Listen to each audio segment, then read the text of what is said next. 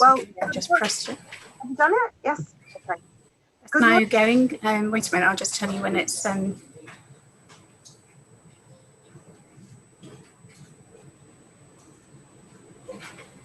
Yeah. Yes, we're now live streaming. Thank you. Good morning, ladies and gentlemen, and welcome to the 27th of October meeting of the Virtual Licensing Committee. Hopefully everything is now sorted out, and as you'll appreciate, technology can be a little bit challenging at times. We'll leave it at that. I just had a message come up on my screen. My name is Councillor Sheila Gurney, and I am the Chairman of the Licensing and Regulatory Committee, and today I am joined by Councillors Adams and Councillor Kelly, who are part of my panel this morning. Also in attendance, as you will see, is Dawn Matthews from Democratic Services, who is our committee clerk, Linda Montford, who is our governance manager and who's helping with our IT and our monitoring and live streaming, and also Officer Claire Norman, and also David Lowens, the solicitor from MP Law, who is advising the committee this morning.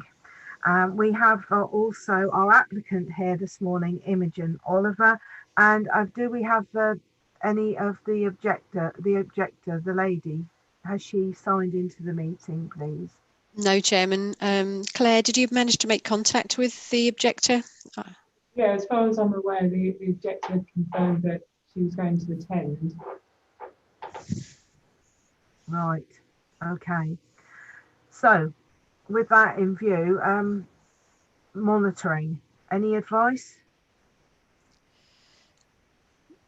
She's not. I mean, I've checked my emails, Chairman. She's made no contact with myself, and I sent her the original meeting invitation. So I've had no contact to say she cannot attend or is unable to attend or is having difficulty logging in or anything. So she's not made any contact this morning. As far as I know, she's not phoned the office to say that she's had a problem joining the meeting, which I would assume you would do if you attempted to join. Okay, Claire, has she made any attempt to contact you this morning, please? Not as far as aware, Chair, no. But we were expecting her. Yes. Okay, so David, legal advice, please. Belt and braces, give her a telephone call, Chairman. Yes, that's what I think. So can we just adjourn for 5 minutes, please? And can we please ring the objector? Claire, can you take care of that, please? I'm not sure we have any contact telephone number, I'm afraid. No.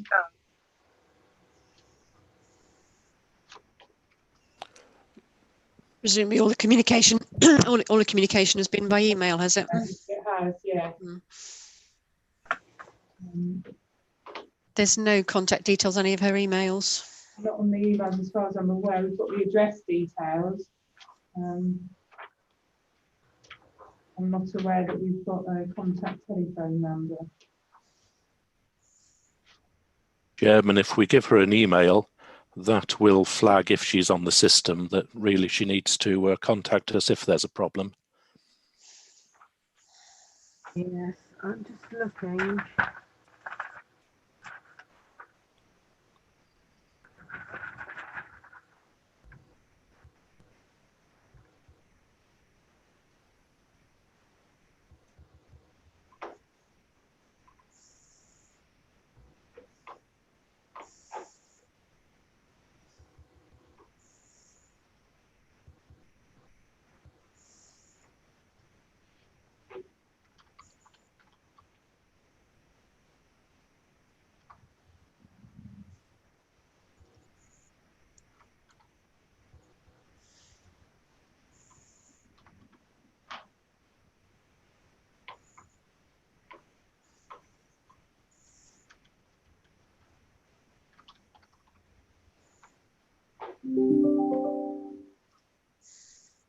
Is that somebody trying to log on?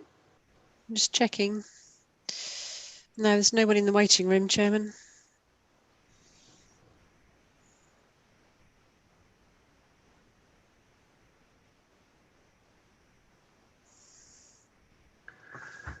Right, there's nothing on BT residential either. I've just had that checked. Claire, can you send her an email? I'm happy to do that, yeah.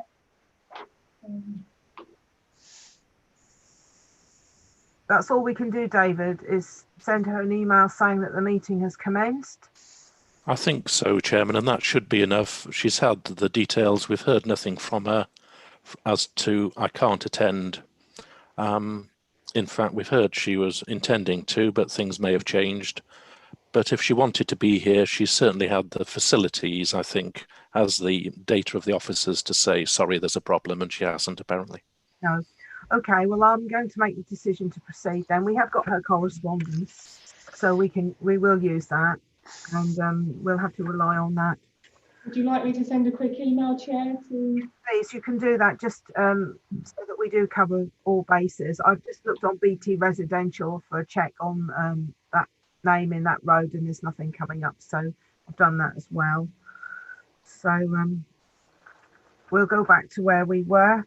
So we have a set agenda format for this and a set procedure. Now, Imogen, can you confirm that you've got all the paperwork, please, and you have got the set procedure that I am going to follow this morning, please? Yes, I do. Yes, thank you. So we'll move then on to the agenda, which item 1 is to receive any declarations of interest under procedural rule number 8. So that will apply to Ken, Tony and I don't have any. I have no declarations of interest either, Chairman. Nor me, Chairman, thank you. No, thank you very much. And there are no apologies for absence because we are all here. So we'll now turn to item 3, which is the minutes of the meeting held on the 23rd of September 2020. And that will be for Ken and I to agree. So Ken, have you read the minutes and can you confirm they're a true and accurate record of that meeting, please? Yes, Chairman, I can confirm I've read the minutes and the true and accurate indication of the meeting. Thank you. And I too have read them and they are a true and accurate record. And thank you very much. They are a very extensive record of that meeting again. And Dawn and committee services, thank you very much for that. So I'm going to agree those minutes. Do you agree them, Ken? Yes, agreed, Chairman. Lovely. Thank you very much. So the matters arising from those minutes would be just a question on whether there was any further course of action taken after our meeting. Does anybody know? Perhaps Claire can help. No, there's not been any further course of action. No. Okay, lovely. Thank you very much. So we're going to move to item 5 now, which is Licence and Act 2003. And this is an application for the premises licence. And with that in mind, I turn to, obviously, the set procedure here. So opening remarks I've done. Admission of the public, yes. There's absence of parties. So now what we're going to do is move to item 7.2 on our agenda papers, and we are going to ask for a report from the licensing officer, please. Thank you. Chair, the committee is requested, in accordance with the delegation of licensing functions contained in the Broadland District Council Statement of Licensing Policy, to consider an application for a premises licence in respect of 15 Joyce Way, Thorpe St Andrew, Norwich. An application has been received from Imogen Oliver. The application consists of the following proposals as contained within the operating schedule received from the applicant. The licensable activity is supply of alcohol for consumption off the premises, Monday to Sunday, 0700 hours to 2200 hours, and it is proposed that the premises will be open 0700 to 2200 hours, Monday to Sunday. The application outlines the steps the applicant intends to take to promote the floor licensing objectives, and a copy of this application is attached in this report at Appendix 1, which is on page 14 of my report. A plan showing the location of 15 Joyce Way is attached at Appendix 2, which is on page 34 of the report. All relevant representations have to relate to one or more of the licensing objectives, and these are the prevention of crime and disorder, the protection of children from harm, the prevention of public nuisance and public safety. The responses from the responsible authorities are as follows. The police, there has been a representation received, and this is at Appendix 3 of the report. Environmental health, community protection, there have been no representations. Health and safety, no representations. Fire officer, no representations. The planning officer, no representations. The Norfolk Local Safeguarding Children's Board, no representations. Public Health Norfolk, no representations, and no representations from the licensing authority. The applicant has agreed the conditions proposed by the police licensing officer, and the police representation has subsequently been withdrawn. See Appendix 3 for further details on page 35. So just for clarification there, Chair, the conditions that have been agreed are that staff involved in the sale and delivery of alcohol will be trained in relation to alcohol sales. A record of this training will be kept at the premises and available to police or licensing authority on request. Any company, website or social media marketing will inform customers of the age verification policy, and the proof of age may be required on delivery if the person appears to be under the age of 18. Alcohol deliveries will not be made to public places, and no customers will visit the premises to purchase alcohol. Representations have also been received from other persons. Please see Appendix 4, which is on page 37 of the report. All representations have been detailed in full. The revised guidance issued under Section 182 of the Licensing Act, the April 2018 edition, recommends the benefit of the doubt about any aspect of the representation should be given to the person making the representation. Committee will wish to carefully consider the representations and take into account only those matters which are relevant to the subject area of the representation. The committee must determine this application with a view to promoting the licensing objectives. In making its decision, the committee must have regard to guidance issued under Section 182 of the Licensing Act 2003, as amended April 2018, and the Council's licensing policy. The committee, when considering the licensing policy, will in particular wish to have regard to those sections of the Council's licensing policy detailed in Appendix 5 of the report, and that is on page 38. The committee must also have regard to all of the representations made and the evidence placed before it. Issues and risks. There are resource implications. The Council could incur costs in officer and legal representative time if a person is aggrieved by the decision of the committee and pursues an appeal to the Magistrates' Court. Legal implications. There are no legal implications other than the issues detailed at 6.1 and 6.3. Equality implications. There are human rights implications associated with this matter. The interests of the applicant have to be balanced against the interests and protection of the wider community.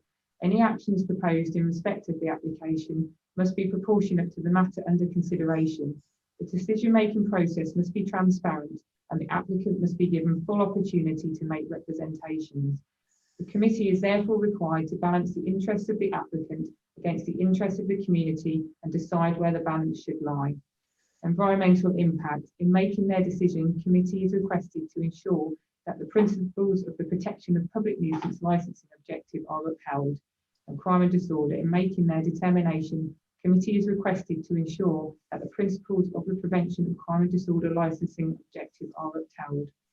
Recommendations. The committee must take steps as it considers necessary for the promotion of the licensing objective.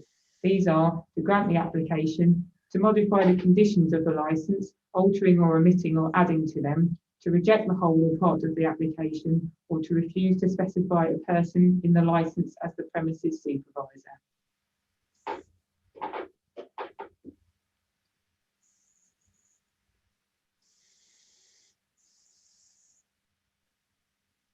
You're on mute, Mrs. Gurney.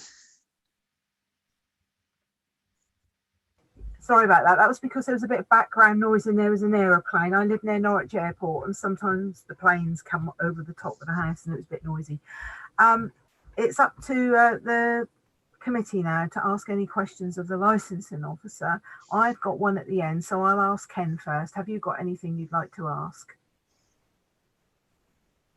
Yes, to David specifically. No, Sorry, Claire. to Claire.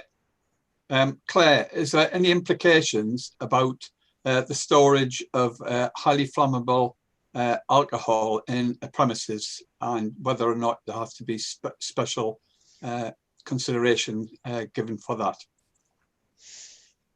It's not something that would be given any sort of special consideration to. Okay, thank you. Tony? Not at this time, thank you, Madam Chairman. No, thank you. I've got one question which sort of crosses on from some experience earlier in the year. Obviously, the applicant has to advertise the fact that they are applying for this license, so there would be a notice that would be put in the local press. Yeah. Correct? And also a notice on the premises. Yeah. Could you tell me where the notice was cited on the premises? Was it at the front where people walking by could see it, or was it to the back on a window where it was to see the notice and read it properly? One might have to enter the premises to read it. Yes, I can confirm that, because we did check the notice. So the notice, the premises, the front of the premises is relatively close to the front pavement. And the notice was put next to the front door of the premises, so it could be easily read from anybody walking by on the pavement. Right, okay, because I have had some experiences of it not being able to be read without access onto somebody else's property. No, we can confirm that the application was correctly advertised. It was, okay, lovely, thank you. So,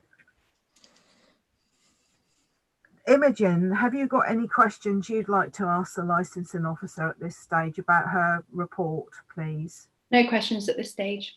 No, thank you. And any other parties? Well, we haven't got anybody else.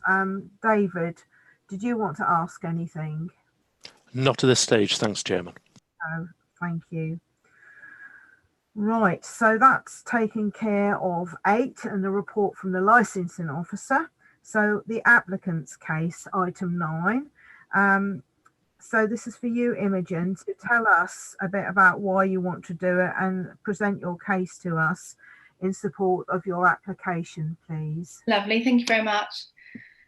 So I would first like to offer my acknowledgement of and respect for the right of members of the public to raise objection to my application. I did not expect anyone to contest my application due to its nature, but I can now see that there are certain elements of it that could have been improved to mitigate the fact that humans will fill in the gaps, often with the wrong information.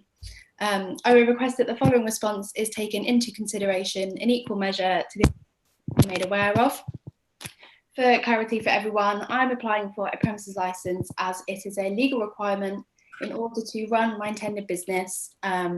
This business is to be treat. Can we just hold you there for a moment, because we're losing a lot of the sound from you, please. How are you? Oh. Yes. Perhaps if you speak a bit slower as well, we might. Okay. It's patchy, I'm afraid. So if you just slow your speech down, and maybe we'll pick it up a bit better at our end. Okay. Thank you. Okay. For clarity, I'm applying for a premises license as it is a legal requirement in order to run my intended business. This business, to be known as Tipples and Treats, is a home delivery pre-made cocktail business. The ingredients for the cocktails to be sold and manufactured in very low volumes will be mixed at my home, delivered by hand by me to local customers. No one will be visiting the property to order, consume, or pick up products. This is a craft-based home delivery business operated by one person, run from my family home. So yes, I'm 19 years old. This makes me old enough to travel the world alone, which I did both at age 16 and 18. I'm old enough to purchase and consume alcohol responsibly. I'm old enough to vote. I'm old enough to register a business, and I'm old enough to apply for my personal license and premises license. Granted, there are advantages that come with age, such as experience and wisdom, but anyone who knows me, I'm probably one of the most level-headed and responsible 19-year-olds you'll ever meet. With the accusation that on a personal level, there is not the responsibility or maturity for me to run a premises with an alcohol license, I do not believe I've ever met nor interacted with this individual who has registered this concern. Therefore, you should know that these objections are based purely on the basis of hostile stereotyping, and most notably, a rejection based on a primary citation of age would be discriminatory. With this leading on to my next point, there has been a comment based on me not having any experience in dealing with this kind of responsibility of the public. I have a number of years experience working in retail environments and working face-to-face with customers since the age of 16. As a registered independent travel advisor for the past year, I also have experience in helping customers book holidays, often accompanied with complex requirements and large budgets. Sometimes that requires significant degree of responsibility and diligence. In addition, I've worked for a large supermarket firm for the past 12 months, in which my responsibilities have jumped to managerial in that time. Often I'm responsible for running a whole express store, which I'm sure you're all aware of the skills required for this. Daily, I can be responsible for alcohol processing and supply, managing deliveries, inventory and stock control, and the sale of alcohol to the public with relevant identity checks. The address to which I'm applying for a premises license is a family home. I live with both parents and 3 younger siblings, all a variety of ages. It is correct that I don't own the property. Instead, I'm living at home, saving my own house deposit rather than unnecessarily living in a rented flat. Whether I own the property or not, my parents, a director of a public company and a nursing assistant, have owned the property for almost 8 years, and we are an incredibly respectful household. Not only do I and my brother park our cars at the top of the road to avoid excessive cars in our cul-de-sac, we generally have amazing relations with our close neighbours. As stated before, no customers will be coming to the property to collect or order from the premises, so there'll be no extra car movements in this respect. I source my supplies from my local wholesalers that I visit in person, occasionally add some items to my household online shop, or make purchases whilst I'm at work, given I work at a large supermarket chain. Considering I work most days of the week, deliveries to customers of my product will generally be made on my way to work, as I often work late shifts. That said, I don't see the difference to me leaving my house at 7 p.m. to go out for dinner with a friend and coming home at, say, 10 p.m. to popping out for 10 minutes at 5 p.m. to drop over some cocktails. In addition, our street has delivery drivers up and down our road 24/7, delivering to neighbours and myself, whether it be Amazon or a food shop. My premises license was applied for the operating hours of between 7 a.m. and 10 p.m. Make note that the application form I filled out aren't designed for the modern business world, and therefore these hours are designed to allow me to make the cocktails in the morning and make a delivery before work if I need to. This does not mean I will be going to and from my house 15 hours a day, 7 days a week. It's simply allowing me to work the business around my full-time job. And yeah, so say I work a long shift on a Saturday during the day. So if I wanted to make a delivery Saturday evening, I would get up earlier before work, make the cocktails in the morning, so then I can deliver them later on in the day. There was a comment on extra traffic was a concern, but on the basis that understanding the nature of the business, so hopefully those points have cleared that up. In response to the comment that of there being a 17-year-old in the household, yes, there are multiple people under the age of 18 in the property. But I will not be running an off licence as suggested. The property usually contains alcohol of some sort, albeit consumed infrequently, as with many households. Given the low volume nature of the business, there will be slightly more alcohol in the house than previously. To my knowledge, there are thousands of premises in which entire households and families live without this being a concern. But that said, I have taken the precaution to implement a high level of safety in this respect. All alcohol will be stored in a cabinet fitted with a lock and key, which is actually just next to me. I must also comment that me and my brother, most notably being very close in age, have a very large amount of respect for each other.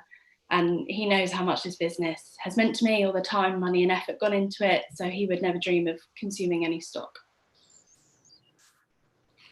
In response to the point that there is currently limited information about my intended business, yes, this may be the case, and therefore plenty of people have decided to make their own assumptions about what I will be doing.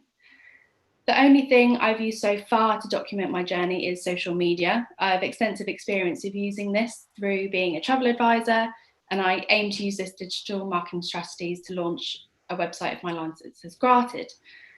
Admittedly, I didn't see any reason for a website being created beforehand because of the guidelines surrounding advertising and because I can't start the business without the license. Most startups don't have the money to parade their business everywhere to the whole city, so I don't think I should be treated any differently on this fact. The comment that break-ins aren't out of the possibility is true as well, but living in a relatively affluent area, I'm sure that virtually every household on our street contains hundreds, if not thousands, of personal belongings. There are plenty of expensive cars on our street that would be more of a trigger for break-ins than a small number of alcohol spirit bottles. And as a requirement for applying for a premises license, my address had to be published on the Norwich Evening newspaper, which was something completely out of my control. Finally, the objection referring to demanding customers turning up to my doorstep and another reference to my age was made again without the knowledge of the business. I have no interest or intention of creating a situation where demanding customers turn up to my doorstep in just the same way as everyone else running a business and or working from home. I'm grateful for the opportunity to put forward my case, and I hope this statement has put many people at ease, and I will happily answer any further questions. Right, thank you. Thank you very much. Do you have any witnesses to call, Imogen? I don't have any to call. I do have a statement from the lady that lives opposite me, but I realised that I didn't make it aware to everyone before the hearing. I didn't know whether I could use it. But I don't actually have a person with me, no. David, I think it's too late for the statement. It should have come with the pack. It would have been helpful if it had have been. It can't be a separate representation. There's a limited amount of discretion. It wouldn't be possible to refer to it if no one else, if somebody else, objects, but the other party isn't here and obviously can't object. Yeah. It might be helpful because, as I say, it can't be another representation. It's well out of time for that. But if it is evidence to support your case, frankly, Chairman, I don't see the harm in it. If it's not, as it were, going above and beyond what you've already said, but is merely amplification of your case. Sorry, does that make any sense? Yes. Yeah. Do you want me to read it out? David. Chairman, as I say, unless it's a completely separate matter, in other words, starts talking about something outside what the applicant's already said, I can't see any harm in it. Does it, Imogen, does it introduce any new information that you haven't already talked to us about, or is it It's purely based on what they like, my character? So no new point. And how long have you had this statement for? Since the 5th of October. Right. Did you not think it might have been useful to have sent it to Broadland so we could have seen it? Yeah, probably, but I just completely forgot about it. Nice and honest, Chairman. If it is just this person is of good character, then had it be given to us 35 minutes ago, there wouldn't be an issue about it. It doesn't sound like a separate representation. I can't see any harm in it. Right, okay then. If it's not too long, then I will allow you to read it out. Really, it should have come in before. Yeah. So she's put, to whom it may concern, we are neighbours directly opposite Imogen Oliver, and if anyone would be affected by the new business, it would be us. However, we have no such concerns. Imogen is a sensible, considerate woman and has carried out all the appropriate requirements to start up this new venture. What a brave thing to do in current circumstances. It takes courage and enterprise to get as far as she has, and I see no reason for the neighbourhood will be affected negatively. We positively support her new business and hope it flourishes from strength to strength. Right, thank you. Thank you for that. Right. Councillors, questions now, please. Ken, thank you. No questions at all. Thank you, Chairman. Tony. My only question to you, Imogen, and good morning, is you say that you want to start at 7 o'clock in the morning. Yeah, I can't see you going out and delivering at 7 o'clock in the morning. Why do you want it 7 rather than, say, if we were to grant the license, say go make it 9 o'clock or 10 o'clock? 7 o'clock, something that is home deliveries, seems quite early. Yeah, so I put those hours so I could work it around my full-time job. I assume those hours would allow me to make the cocktails at home. It wasn't necessarily for them to be delivered that early. So I work Saturdays 9 till 5.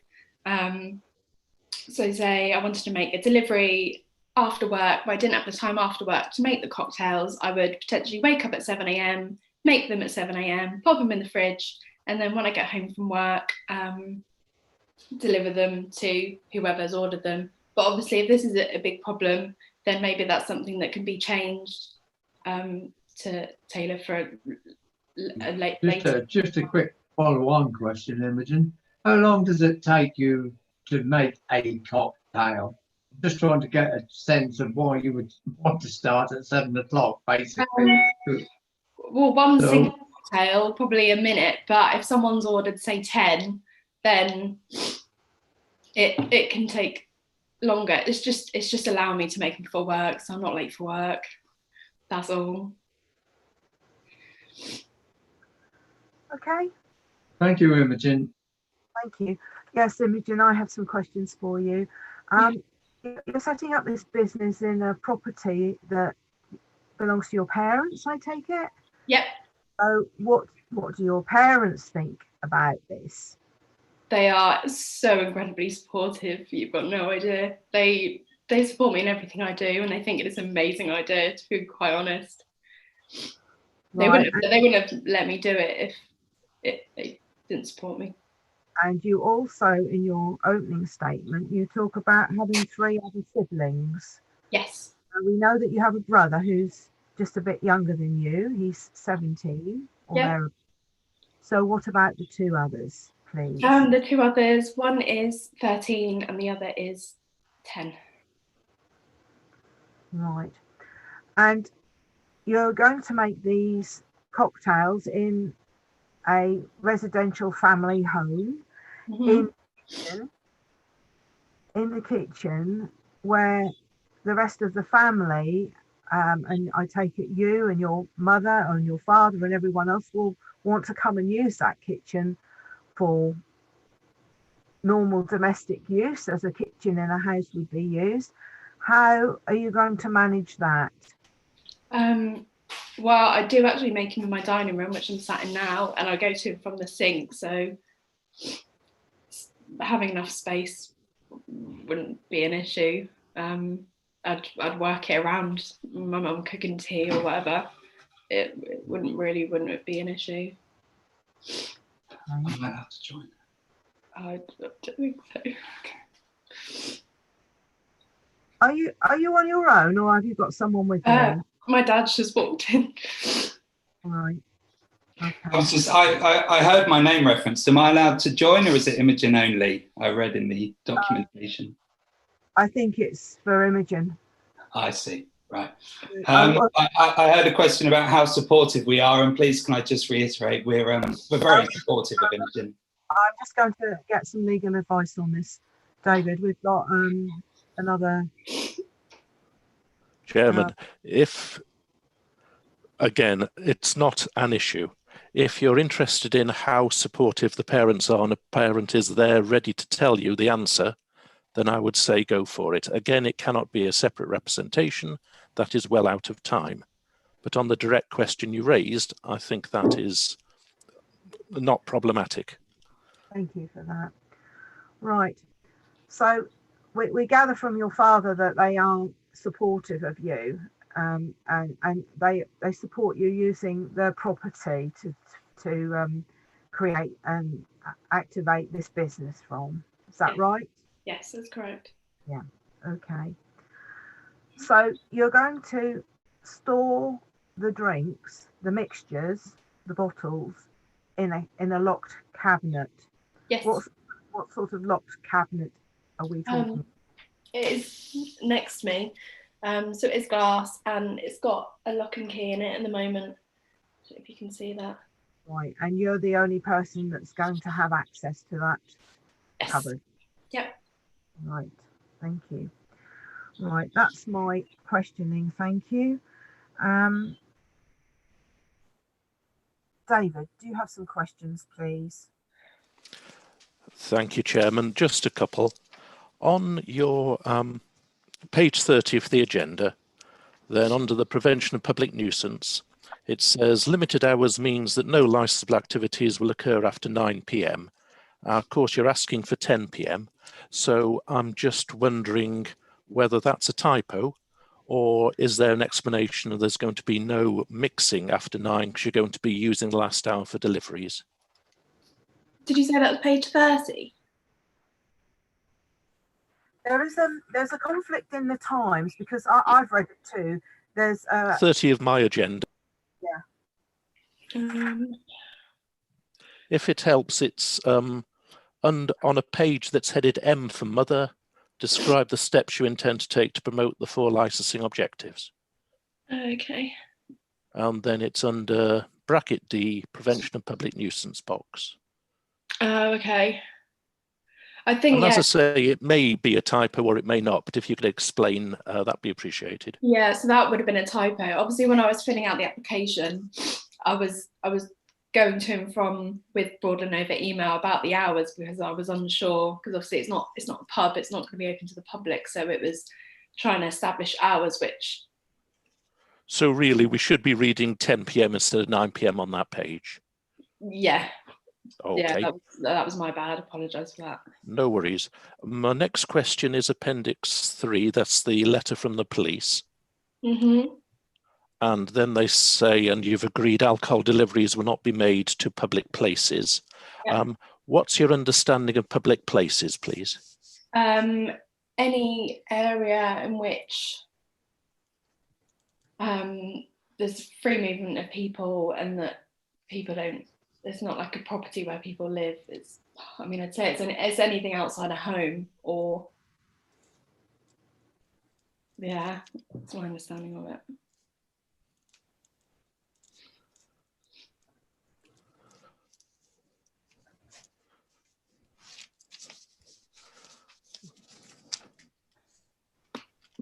Thank you for that. So anything outside a home really is... yeah.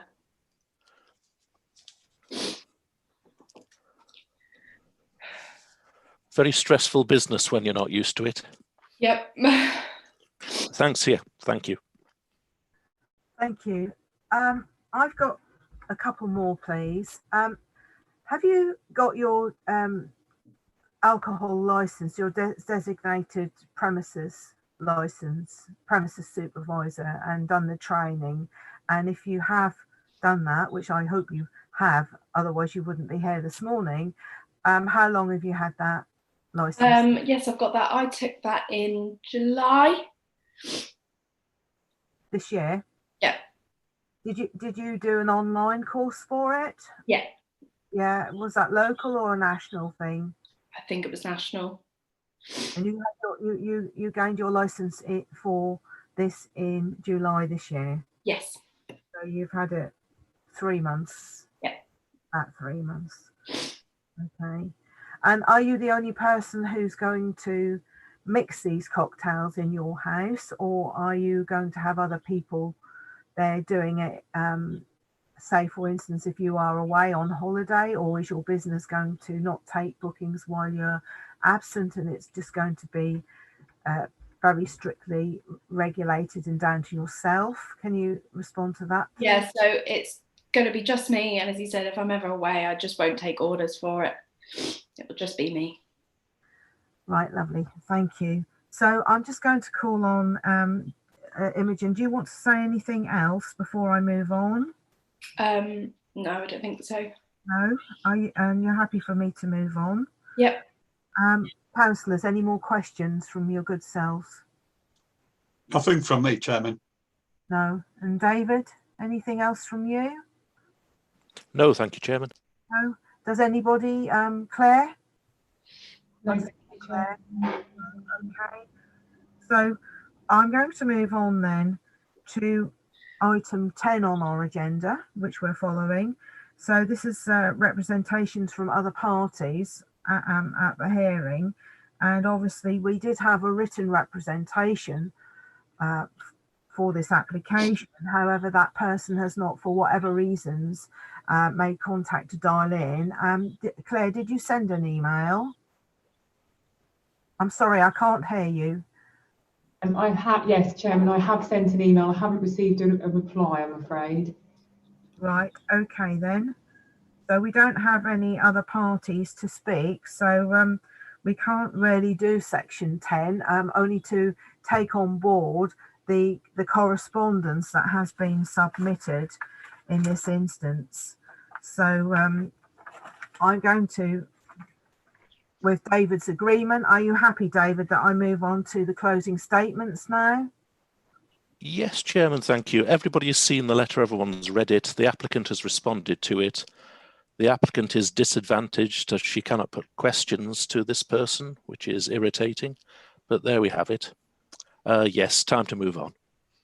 Thank you. Oh, there was just one question to Imogen. How far is Sipon Way away from where you live?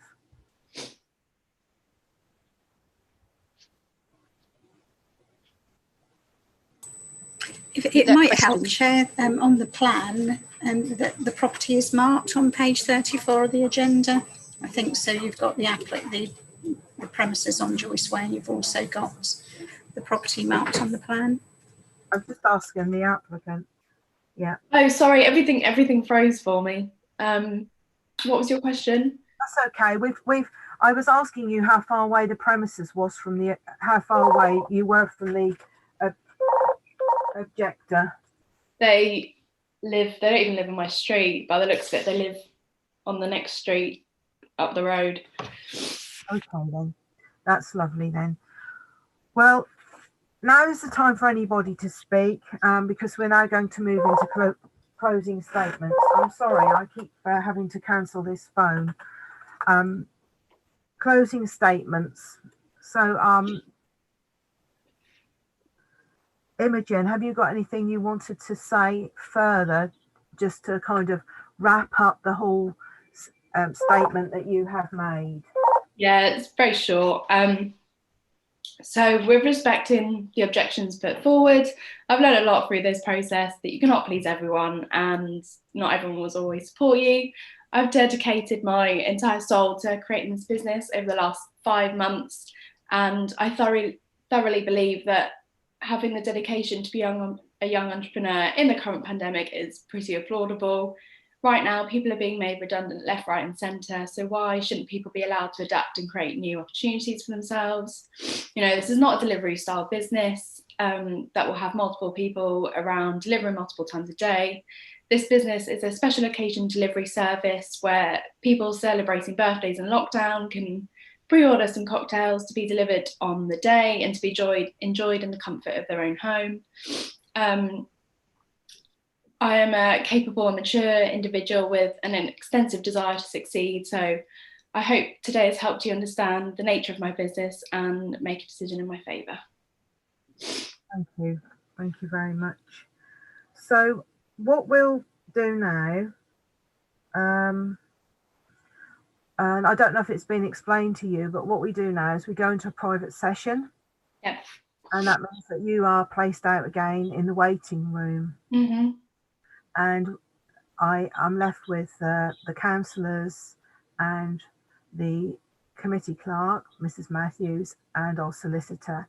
And we will look at what you've said and we'll look at the evidence that's been provided and we will make a decision. And at the end of that, we will then invite you back into the meeting in the waiting room, and we will advise you of our decision at the end, and we will then follow that up with a written letter to you as well.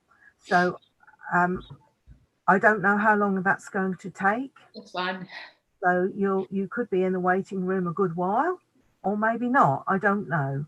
Okay. So you'll just have to bear with us while we discuss through all the things and take a consideration and a view on that. So I'm going to ask Linda or Dawn to pop you in the waiting room now. Okay. All right. Thank you. Then I will stop live